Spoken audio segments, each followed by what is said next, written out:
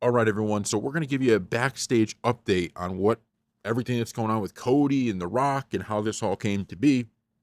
So this is from Wrestle Talk. Just over a month after The Rock hugged Rhodes during the Raw Netflix premiere on January 6th last night, SmackDown saw The Rock lay down an ultimatum for the American Nightmare, asking Cody to be his champion before proclaiming that he wanted Rhodes' soul. Rock would then announce that he would be appearing at the Elimination Chamber in Toronto on March 1st, and that it is the night he wants an answer from Rhodes regarding his proposal, with the segment leaving many fans puzzled as to what's going to happen next and how The Rock will factor into Rhodes' 41 WrestleMania plans.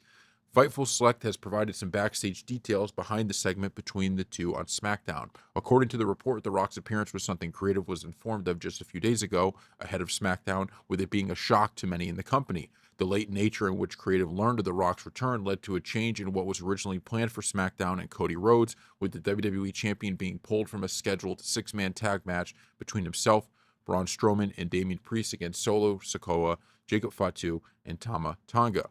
Fightful Select sources within WWE noted that this change came together very late, and even they haven't been told the next direction things are going to take after The Rock's return. Christian Scovell, who typically writes Cody Rhodes' segments, was listed as the writer for the face-to-face between Rhodes and Rock, with Michael Hayes producing. However, it was noted that The Rock does not have to follow scripts. Fightful noted that they are still working to find out what WWE's creative direction will be now that The Rock is back and how his return will impact the plans for WrestleMania 41. So the bottom line here is this came last minute, and WWE probably hasn't fully even thought out everything that's going to happen with this feud. So there's really, you might hear people talking about what's next here, what's next there. The honest part of it is WWE doesn't even know what's next. They have no clue what's coming up next, besides the fact that there's going to be something with Rock and Cody. And I want to say this: I think Rock did a very good job of really doing one thing that I've been very critical of. On the Netflix premiere, I just didn't understand how you had this moment where you beat the crap out of Cody on SmackDown earlier in, I guess it was earlier in the year, but, months earlier. And then now you're buddy buddy with Cody Rhodes and everything's fine and everything's good. This, to me, added a little bit of an understanding on it where, okay, Rock wants Cody now, right? Rock wants him to be kind of his guy. That's why you saw the change of heart.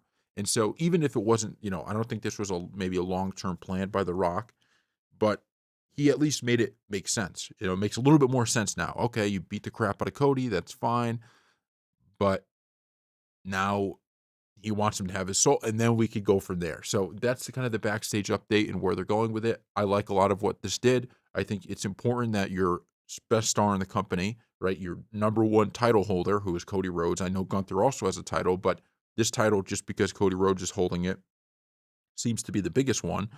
And you need to make sure his stories are actually like as interesting as can be, And I'm sorry, I don't think him continuing to fight with the bloodline again is. It's not that it's not interesting, but this is new. Okay, this is something new. This is something better.